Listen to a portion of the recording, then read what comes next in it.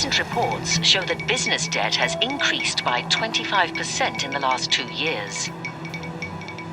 A quarter of all small companies say that debts of less than £20,000 are enough to put them out of business altogether.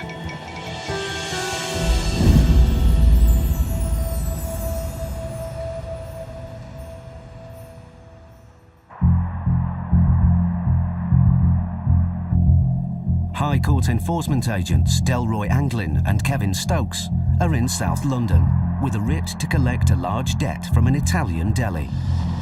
You know this next writ we're going to? Yeah. Italian Food Express 11 Limited. Yes, mate. It's for 29,939 quid. You're joking. Oh, bloody well, ain't you? How much? £29,939 and 46 pence. Look at that. It's a lot of pasta or whatever, isn't it? It's a lot of pasta. Yeah, it's coming up. There it is. Italian Food Express. Off licence. Whee! Fantastic. Let's go, Del. Okay. The business named on the writ is Italian Food Express 11. Kevin and Del can demand immediate payment today or seize goods to offset the debt. Hello, sir. My name's Kevin Stokes. I'm from DCBL High Court Enforcement. Okay. Hello, how are you doing, sir? I need to speak to the owner, please. It's me. Is you? What's your name, sir? Antonio. Antonio. Negro. Basically, we're here with a High Court writ from a person called Gaspar Principato. He's claiming that you owe him some money. I think it's something to do with the old company, which is not me. I took over since November. Okay, and what's your company called, sir? Gennaro Delicatessen Ltd. Okay, do you have your lease agreement here? Yes, I do. Yeah, could I have a look, please? Thank you. Despite the name on the shop front, it appears that a new company, Gennaro Delicatessen, is now running the deli. But Kevin needs proof. The lease is on my name. Who did you buy this from, sir? From Italian Food Express. Okay, is that any relation to yours, or is that it's nothing to do with you, no? Sir, you said you have no affiliation with the last company that was here. Your name is Antonio Negro. Antonio Fascia. Okay. You just told me Negro when I first got in here. Antonio Fascia. You said Negro. Negro is my brother. I mean, it's my... You said Negro. You said Negro when we came in, which is a bit coincidental. And the director of the company Italian Food Express Limited is Antonio Negro. You've lied to me, haven't you? I'm sorry, I made a mistake. I don't think it is a mistake, sir. I think you're trying to throw me off the scent. After first claiming his surname was Negro, Antonio now says it's Fargia, a name not connected to the company on the writ. Can I just call the person who is in charge, the director and everything, so you can talk to them? Yeah, can you just, yeah, you told us you was in charge. I am the manager in here. People often try to put you off the scent when dealing with a business. The change of names, a different company being set up, particularly when you know it's the same people. With Antonio's story changing, Kevin suspects that the company named on the writ is actually still running the delicatessen. This one is... Can I have just look at this? Yeah, of course. There we go. If you're a new company, why have you got Italian Food Express Limited? Bank details here.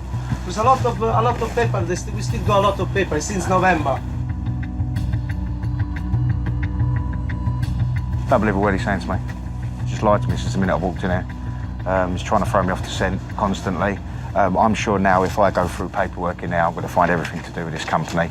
If you told me you had no affiliation with any Italian Food 11, why on earth would you have that in here? That's quite a confidential document. With a High Court writ to enforce, Kevin searches for more evidence that Italian Food Express 11 still owns the deli. Sir? Yeah. You say you took over in November? Yeah. Why is there an invoice for Italian Food Express 11 dated 16th of February? It's changing now, some invoice. This was last week, sir. There's bank statements from a week ago. As you can see in the windows, he's still got Italian Food Express. I gave him every chance to tell me the truth, but he's just lied constantly, one after the other. So I'm not being funny. If he wants to play that game, then I'll play it with him. The evidence is mounting. It's clear to the agents that the company who owes the £30,000 is still involved with the deli. Kevin decides it's time to take action. I'm going to inform you now. Yeah. We're going to carry out stage 3. We're going to remove goods from the premises, OK? He calls the office. Hello, Graham. I'm on that Italian Food 11 one. It's about 30 grand. Basically, I've come in here, they've tried to throw me off the scent as soon as I've walked in here. Denied knowing anything about the debt, didn't even know who the person was who owed the debt. Said they bought the company from the last company who was Italian Food Express. He's basically saying that he's got a new company running out of here, but the business rates are still in the old company's name. There's an invoice from last week in the old company's name. There's documents everywhere in the old company's name that we're looking for. Kevin and Del think they have enough proof that Italian Food Express 11 is still in business, and the deli hasn't changed hands as Antonio claims.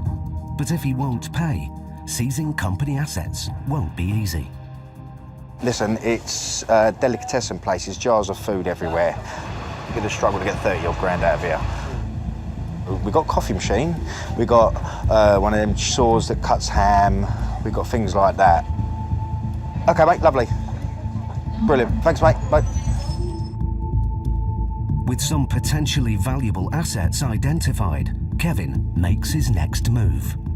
Hi, sir.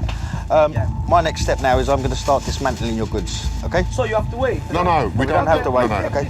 So, OK. It's probably easier, Do you want sir. to carry on serving while we're doing this? Do you want to? I would suggest, You have to do your job. Kevin, I would Okay. suggest he closes. Okay. He closes. I suggest you close.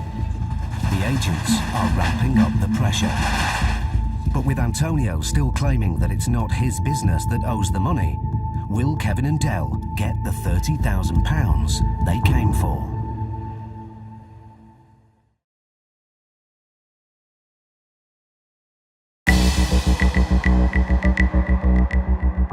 In South London, High Court enforcement agents Delroy Anglin and Kevin Stokes had a writ to recover almost £30,000 from a delicatessen, Italian Food Express 11. It's a lot of pasta or whatever, isn't it? It's, A lot of pasta. The man who first claimed to be the owner of the business said he was running a new company and wasn't responsible for the debt.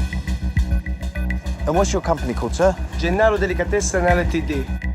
But the agents found evidence that suggested otherwise. Sir, why is there an invoice for Italian Food Express 11 dated 16th of February? It's changing now, some invoice. This was last week, sir. Initially, the man, Antonio, said his surname was Negro. Then he changed it to Farger.